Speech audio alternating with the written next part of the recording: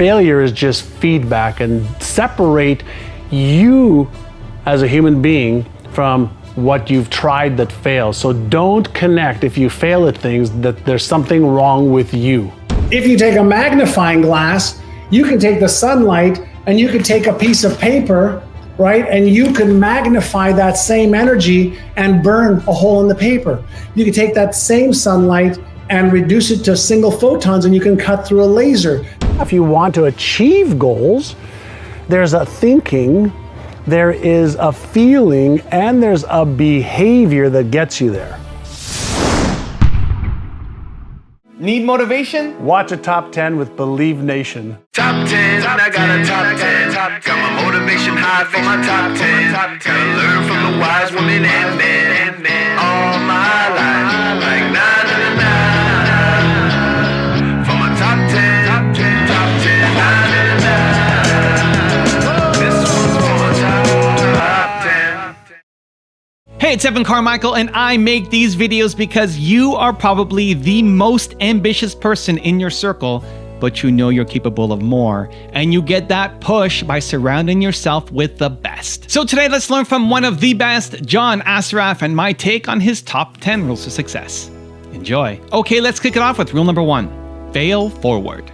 One of the first things that I learned at a thankfully enough, a young age through my mentors was failure is just feedback, and separate you as a human being from what you've tried that fails. So don't connect if you fail at things that there's something wrong with you. Right. So I was fortunate that, I've failed, and I've always failed forward. And I said, what's the lesson? What did I learn?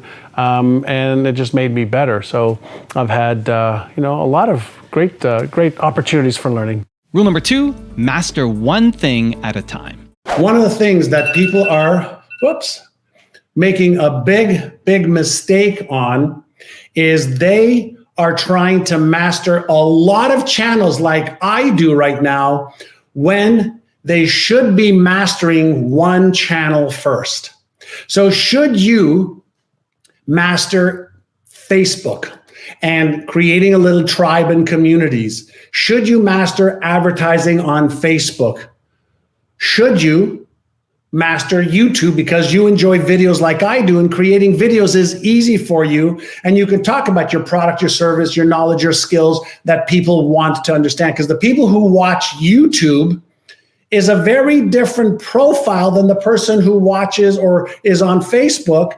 And in many cases, the people that are on Facebook aren't paying attention to Instagram, right? So you have to master one thing first based on your knowledge, your skills, and your abilities and your budget, right? So when I go live and do a session here, I have a team that's behind me. I've got people that can manage the controls. Like if I had to manage all the controls and go live on all these channels, that would be difficult for me. But speaking and then getting onto all the channels, that's easy. So which is the channel that you are going to get really good at? Because there's millions of people, prospects, that could want your product or service. And if you're trying to be everything to everyone on all the channels, chances are you're going to diffuse your energy instead of focus your energy. So let me give you an example. Sunlight, right? So if you are outside and it's sunny, you can get a nice little tan, right? But if you take a magnifying glass, hold on, look, where's my magnifying glass? Oh, I have one here somewhere. If you take a magnifying glass, you can take the sunlight and you can take a piece of paper, right? And you can magnify that same energy and burn a hole in the paper. You can take that same sunlight and reduce it to single photons and you can cut through a laser. So instead of doing a little bit here and a little bit there and a little bit there and a little bit there, why not master? Rule number 3, reframe your language. If you have limiting beliefs, like you're not good enough, not worthy enough, you don't have enough money, knowledge, skills, you're too young, you're too old, neural patterns in your brain is what beliefs are. And we have constructive ones, destructive ones, empowering ones, disempowering ones, positive and negative neural patterns called beliefs. The key is to deactivate the beliefs that disempower you and to create a new belief that matches the vision and goal you have. Then we have the fears that I talked about. I'm going to give you a couple techniques. If you have a fear of having a goal and failing, you're not going to take action, because as soon as that circuit turns on for the failure circuit, which is the fear circuit, and guess what happens? All of the motivation that you had goes out the window, and you either fight, freeze, or flee, meaning running away, doing something else like procrastinate instead of doing what you need to do. So if you have a fear of failure, a fear of success, a fear of being embarrassed, ashamed, ridiculed, or judged, these are going to turn off your motivational centers and activate your fear centers. So I'm not going to leave you hanging without a solution. First and foremost, understand that you and I became conditioned because of our parents, our teachers, television, radio, our experiences, what we heard, what we saw, what meanings we gave things, which means that we became conditioned. We weren't born with any beliefs or fears or self-image challenges. We developed them. And in neuroscience and neuropsychology terms means that we developed the patterns that got reinforced to become the natural, easy way for us to be, even though we may not want it. So, what if you wrote down a limiting belief that you had? Okay, I'm not smart enough, not good enough, not worthy, I don't have the money, I don't have the time, I don't have this, I'm too young, I'm too old. Write out whatever you want. And then what if you just created a new language pattern and reframed it and said, in the past, I used to believe, fill in the blank, and now I believe that I am smart enough, I am good enough, I am worthy, I can achieve this, I can find the money, I can upgrade my knowledge, I can upgrade my skills, and I'm excited and enthusiastic to achieve the vision and goal of, and write in the blank. Now, if you wrote that out and you repeated it and emotionalized it and felt it as if you were a Hollywood actor or actress learning a new role, you would activate something called the neuroplasticity switch in your brain that would cause new neurons to connect. And if you reinforced it for the next 100 days by reading it, emotionalizing it, recording it, and listening to it, you would take a new pattern that you wrote out, and then you would impress it through spaced repetition. Repetition, okay, is what is required in order to strengthen and reinforce a neural pattern. And practice is what makes permanent. Let me repeat. Practicing a paragraph or an affirmation of what you want is what makes permanent. What that means is it makes the neural network permanent, and it replaces the old pattern. It takes 66 days to 365 days to do this. So don't do it for a week going, nothing's happening. 66 days to 365 days. That's for limiting beliefs. Rule number 4, create plans. Slow down and create plans. Let me explain. When I was younger, I would take every single day as a challenge to get as many things as I could done. However, I didn't take the time to really focus on the things that were gonna make the biggest impact in my business. I gave everything the same value. And so, yes, I was busy, yes, I was getting things done, but if I could go back in time, I would focus on what is the plan that's gonna move me down the road to achieve the business success that I want faster and easier versus harder and more complex. And now, as I am almost gonna be 60, I think about time. And I've done some videos in the past on there's no such thing as time management. All you can do is manage what you do in time. But in order to know what you should do in time, you have to think about what are the objectives that you want to achieve in your business. And in business, there's obviously sales, marketing, finance, management, product development, technology, etc. But there are certain things that you need to do before you do the other things. And what I've discovered is we tend to gravitate towards the things that interest us and are easy for us to do. But business isn't like that. In business, there are critical things that you have to do if you're serious about building a business that actually works for you instead of you working for it. So one of the things that is really, really important is that you take the time to find out what are the building blocks for your type of business, whether you're online or offline. Hey, this is John Assaraf, and do you love good books? I love to read because there's so much wisdom in books.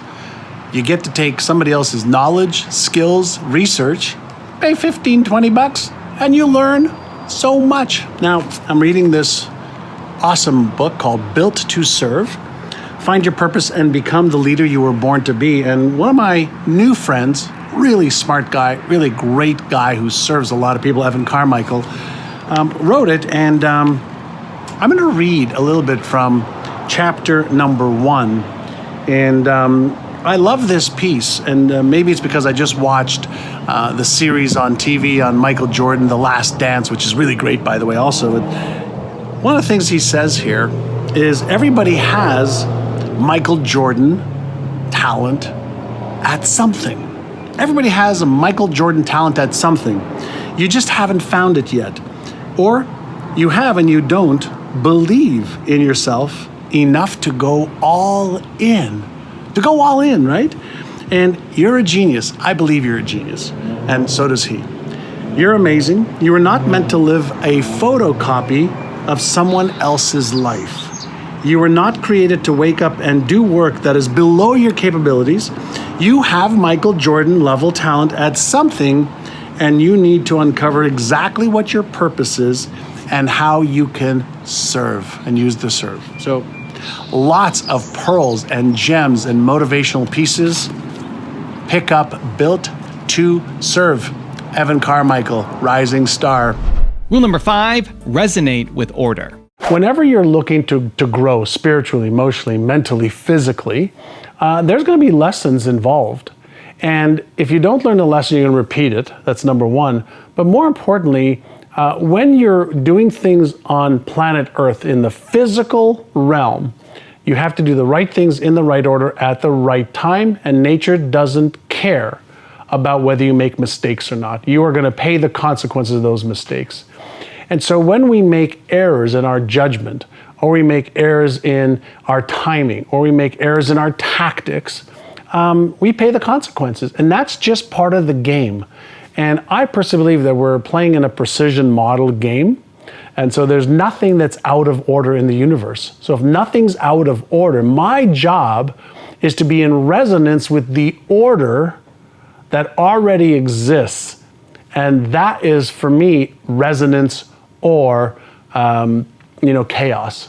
So I don't look at it as attraction. I don't think that we attract stuff to us the way most people think about it. Is that resonance, though, because I believe we live in an energetic world, is the resonance based on a frequency or a vibration? Yeah. So if you sit at the piano and you hit the A440 key, chances are that a chandelier that's in resonance with that is going to start vibrating, even though there's no strings between the two. So through the medium of air, anything that's in resonance is in this attractive state or in this coherence state. By the same token, if you hit the A330 key, you're not going to hit that chandelier frequency. And the same is true with the tuning fork. Right? So if you have a tuning fork and you hit a certain key, the tuning fork will start to vibrate. That's resonance. A lot of people think, well, that's attraction. No, it's not attraction. It doesn't work that way from all the research that I have mustered. So my job, and we get into some of the brain stuff, is if you think about a radio. If you turn on a radio and you want to hear or if you want to hear classical music, you might go to 95.5, and it tunes into a frequency that's already here. It's not attracting it, it's already here. If you don't like classical music, you go to 103.3 and you have punk rock. It's already here. So how do we use that as a corollary relationship to, if my brain is the world's most sophisticated electromagnetic switching station, is it possible that I can tune into frequencies of what's already here? And the answer is yes. That's resonance. And so we can tune in on a spiritual, emotional, mental, and physical level. And when you create that coherence, then all of a sudden you start to be in the awareness of everything that's already here that you weren't in coherence with before. And people say, well, I must be attracting it. No, it was already here. Rule number 6, stand out. How do you stand out from the competition? I want you to think about this, and this is based on Seth Godin's book called Purple Cow. I want you to imagine you're walking, in the country area, and off in the distance you see a herd of cows. And big deal, there's just cows. But what would you do if one cow was purple? What would you do if one cow was purple? You'd go, holy shit, look at the purple cow. Well, let me ask you a question. When people look at your product or your service, your offering, whether it's on your website, your landing pages, radio, television, billboards, when you speak, do they go, holy mackerel, that's unique, that's different, that I have to pay attention to, right? Do they say that? Right? And so Miriam is saying, I would pay attention to that cow. Right. Why? Because it's different. It's unique. So biggest mistake that people make in 2021 that I want you to stop is I want you to think, okay? If you just start to think about, what can I do to stand out like a purple cow?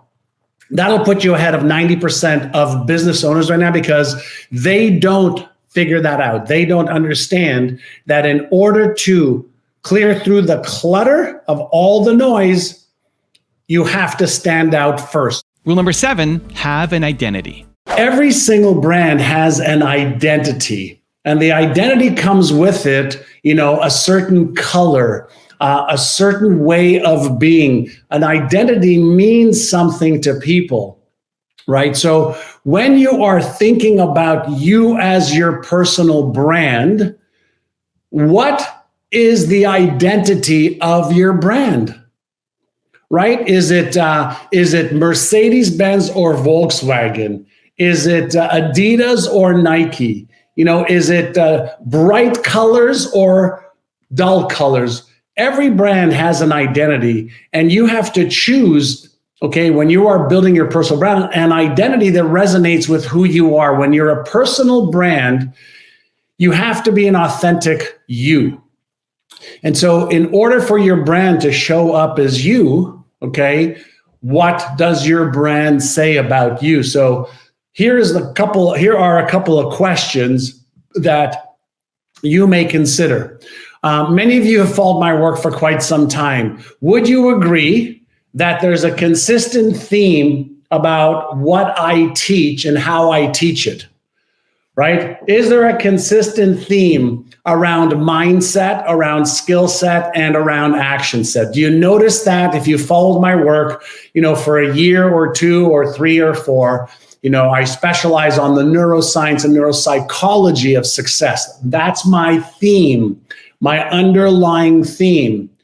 If you've noticed, another part of my brand is consistency, right? So I show up Tuesdays, every Tuesday, right here at 9:00 Pacific time, which is San Diego, right? So when you are thinking about your personal brand, I want you to take out a sheet of paper and I want you to write down, what does your personal brand look like? If you take a look at, my book, Inner Size, my newest best-selling book, not The Answer, but Inner Size. If you take a look at Having It All, if you take a look at the colors, in my office on the wall, right? Look at that, the colors on the wall.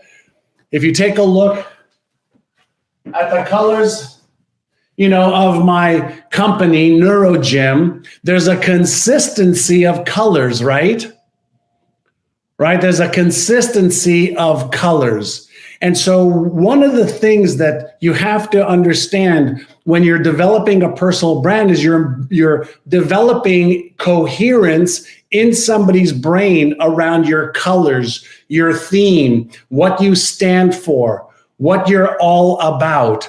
And so the first thing to consider when you're developing your personal brand is first to define what is your personal brand. Rule number 8, have a roadmap. How specifically am I going to achieve that goal? Like, what are the strategies and the tactics? Meaning, what are you going to do? How specifically are you going to do it? By when? Right? So now when we have, an attitude of goal achievement, of getting clear on the goal, coming up with what I'm going to do on Monday at 9 o'clock, and here's how I'm going to do it, and here's whose help I need. I'm going to put it right into my calendar, and I'm going to take inspired action. And when an obstacle comes in my way, I'm going to ask myself empowering questions like, how can I overcome this obstacle? What can I do to overcome this obstacle? Whose help do I need? What book can I read? What do I need to search on Google? What YouTube video can I watch to overcome this obstacle? Where can I learn better strategies and tactics to make what I do more efficient, more productive, more constructive versus me just working hard and long trying to do what to do? There's a formula called PPP equals PPP, and it goes like this. Piss poor planning equals piss poor performance. And many people, I have found, don't have any real plans for what they're going to do today, this week, this month, this quarter. They show up every morning, without a roadmap to go from where they are to where they want to be by the end of the day. So what are you going to do today to achieve your health goals, your wealth goals, your relationship goals, your career goals, your business goals, your fun goals, the experiences you want, your charitable goals? What are you going to do today or this week to move yourself forward, to make progress every single day? And then what are you going to do to manage your mindset and your emotions? What are you going to do to overcome the obstacles that are in your way, whether they're mental obstacles, physical obstacles, financial obstacles, strategical obstacles, tactical obstacles? Now, you may be watching me right now going, oh my God, there's so much stuff there. Well, yeah, if you want to achieve goals, there's a thinking, there is a feeling, and there's a behavior that gets you there. And there's also a thinking, a feeling, and a behavior that does not get you there. Most people, confuse activity with productivity. They confuse setting goals from achieving goals. They don't understand that you have to create some kind of a roadmap to reduce the resistance and uncertainty and stress and fear and anxiety in your brain so that you activate your motivational centers, the motive for action center in your brain, so that you actually take action instead of repeating your old patterns over and over again. Rule number 9, make it happen. When I first learned about the law of attraction, I was 19 years old. But I was taught that with the law of attraction also is the law of Goya. And nobody talks about the law of Goya. I've been around... Is that Christian people? No. No, but the law of Goya is the get off your ass law. My grandma says, don't marry a Jewish girl. That was the law of Goya. That's the law of Goya, right? Sorry. No, the law of Goya is the get off your ass law. Right? And so a lot of people who think about this law of attraction stuff is sit there like a monk, and meditate and visualize and believe and write your goals down, and that's going to happen for you. And it's bullshit. It's just raw bullshit. Thank you. I don't have any friends, zero, that don't bust their ass in pursuit of what they want, in addition to being in resonance with it and attracting it. They are busting their ass every day, every week, every month, every quarter, every year, ups and downs, highs and lows, things that work, things that don't, and they keep moving forward to make it happen. And they find along the way, they get some lucky breaks. And rule number 10, the last one before a very special bonus clip, is develop good habits. When you're developing new habits, I want you to develop small, repeatable, consistent, easy. Let me repeat. Small, repeatable, consistent, easy things to do for a new habit for 100 days. If you want to become a person who reads a lot, read one sentence or one paragraph a day for 100 days, preferably around the same time. If you want to start exercising to be healthier, I want you to start exercising for 1 freaking minute a day for 100 days, or 30 seconds, or 3 minutes. You choose the minimal possible behavior that you can do to develop the habit. The habit is more important than the intensity at first. You want to reduce all the neurological stress of change. You want to reduce all the neurological processes that are built for you to conserve energy and not develop new habits. So you have to create a new habit loop. And the way you do that is small, repeatable, easy, consistent behaviors for 100 days. Don't worry about anything other than that. If you want to develop a new thought pattern, think in a certain way every day for 100 days and schedule a time. Create your own trigger when you wake up, when you go to sleep, after sex, before the bathroom, before you brush your teeth. Whatever it is, if you can just commit to small little behaviors for 100 days, you'll develop the foundation of a new habit where you do the habit, then the habit creates you. Now I've got a special bonus clip that I think you're going to enjoy. But before that, it's time for the question of the day. I want to know, what was your single biggest takeaway from this video and your plan of action for the next week? When you watch a video and you get motivated, the science says you have a 35% chance of following through. That's not enough. But when you write down what time, what place, and how you're going to actually take action on it, you jump to 91% chance of following through. And when you have public accountability and you commit to other people that you're going to do it, it jumps to 95% that you will follow through. So I want that for you, Believe Nation. I want to know your single biggest takeaway from this video and your plan of action for the next week. Put it down in the comments below so I can celebrate you. There are people out there that are building their businesses as well, trying to figure out the same things you're trying to figure out. Why do it alone? Doing it alone is the slowest path to business growth. And if you can get yourself into a mastermind group with people who are better than you in other areas, then you can level up your knowledge and your skills in order to be able to implement what it is that will work instead of trying to figure out on your own.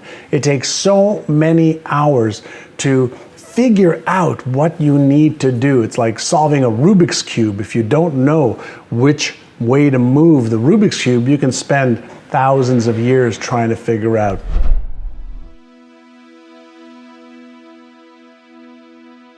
If you want 10 more amazing rules with John Assaraf, check out the video right there next to me. I think you'll enjoy it. Continue to believe, and I'll see you there. There's nobody that I know other than trust fund friends, okay, that haven't had to do any work to achieve their success. Nobody that I know, whether it's Tony Hsieh, whether it's you, whether it's me, whether it's Mark Cuban,